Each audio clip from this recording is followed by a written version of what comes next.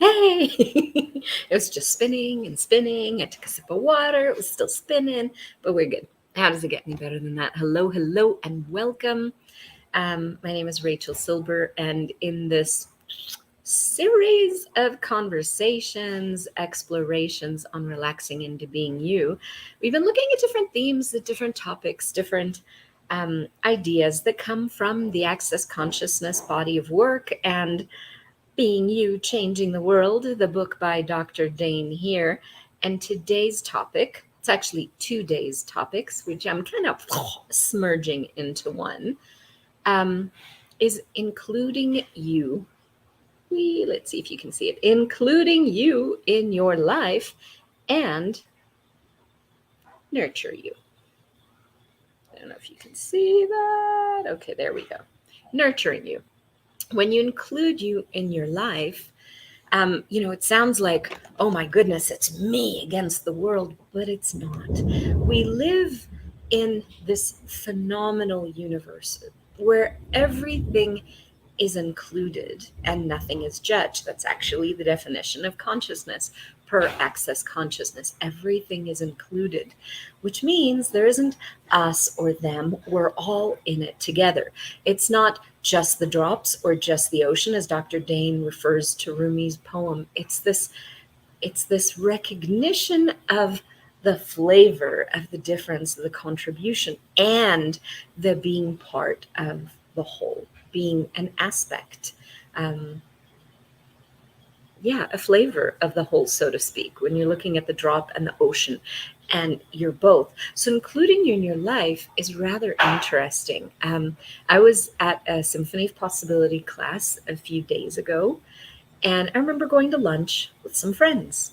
We'd walk to the restaurant, sit down at the restaurant, and immediately my body would give me information about what this person would like to order, what that person would like to order, whatever was outside of me seemed so much louder, so much stronger, so much more intense, you could say.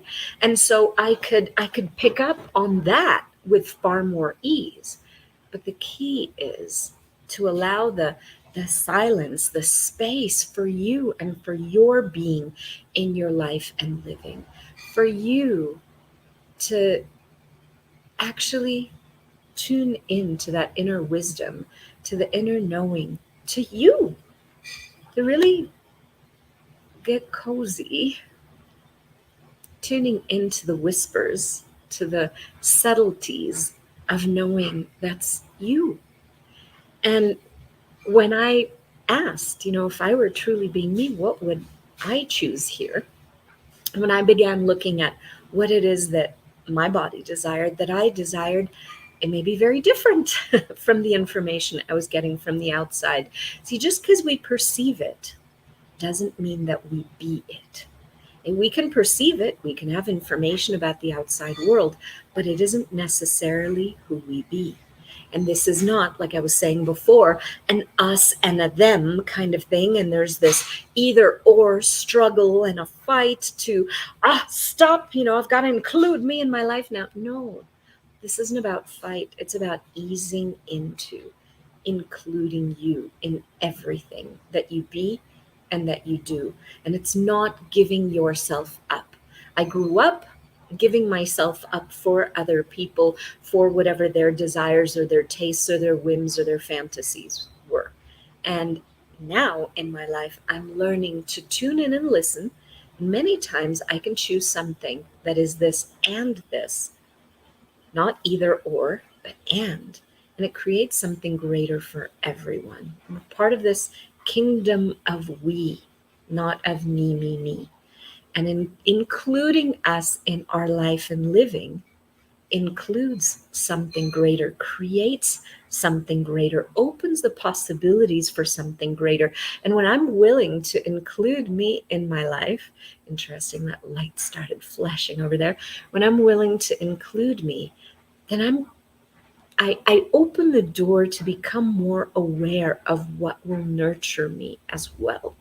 What will expand that being me, that tuning into what works for me, to knowing what I like or I don't like, even if it's 10 seconds at a time. There is a gift in first of all, in even getting to know you. You know, we tend to be so tapped in to what everybody else desires, requires, demands. We know what they'd like, especially as a mom and as a daughter. I'd know what they require, what they need, what their demand is in their world before I'm even aware of what it is that I'd like. But if we're not clear and if we don't include ourselves in our life, how can the universe include us? How could it respond to our asks? How could it contribute to what we'd like to see and be and create in the world? And that's the really cool thing. This whole invitation. It's so funny. I'm watching my hands just move as if they have life of their own. But this is part of a greater whole. When we are willing to embrace who we be, to value who we be, to nurture who we be, and to include ourselves in our lives, something different is available, not just for us, but for everyone. As if we weren't being us, if we weren't being, we showed up on the planet right here and right now because the universe, a planet, consciousness, whatever you want to call it, requires something of us that only we and our experiences and our choices can bring.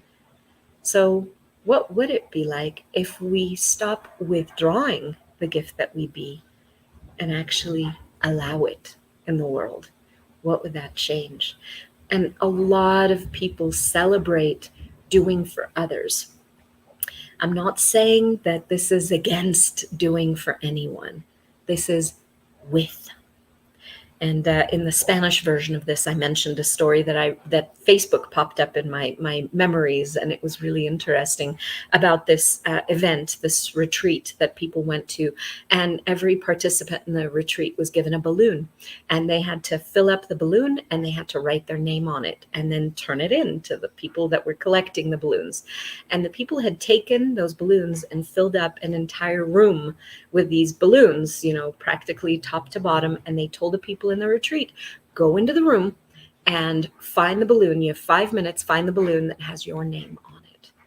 And they came in and, havoc, people, balloons, legs, probably some popping noises, who knows.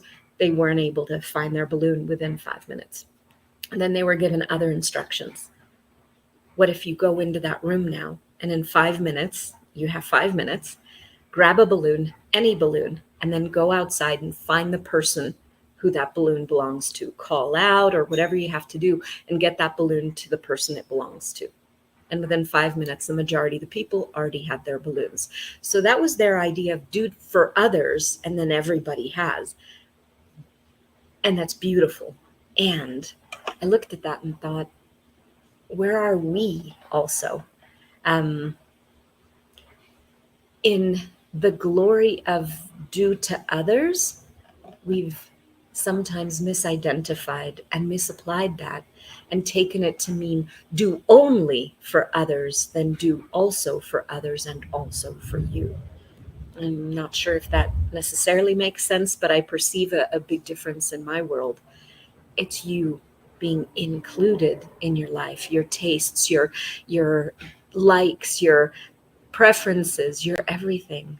What if you begin to nurture you as well by including those in your choices of every single day? And as such, every day becomes greater than the next.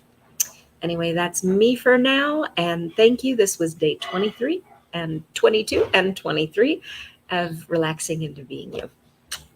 Thanks.